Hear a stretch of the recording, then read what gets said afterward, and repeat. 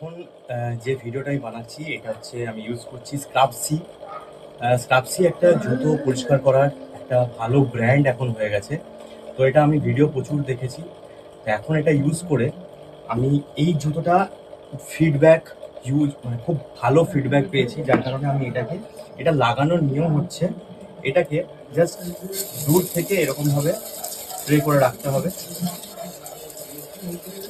এর এরকমভাবে লাগানোর পরে এর টাইম হচ্ছে 30 সেকেন্ড থেকে 1 মিনিট। এইভাবে ফেলে রেখে দিতে হবে, লাগিয়ে লাগিয়ে রেখে দিতে হবে এটাকে জাস্ট কিছুক্ষণ। লাগানোর পরে আমি এখানেও একটা জুতো, এটা আমার বাবার আর কি, জুতোটা প্রচণ্ডই নোংরা ছিল, তো আমি এটাকে ইউজ করেছি।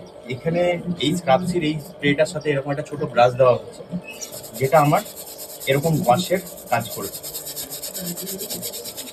তো দেখি কেমন এটা ফিডব্যাক হয়।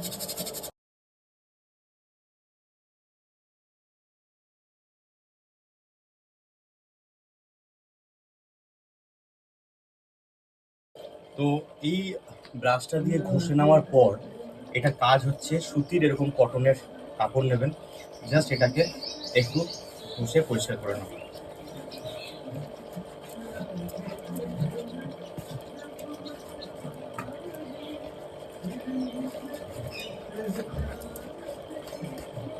এটা একদম এরকমভাবে পরিষ্কার হয়ে যাবে। যেটা আগে আমরা কি করতাম, সার্ফ জলে কেচে টেচে এরকমভাবে রেডি করতাম জুতোকে, এখন আর করার দরকার পড়বে না, ইনস্ট্যান্টলি এটা পরিষ্কার হয়ে যাবে।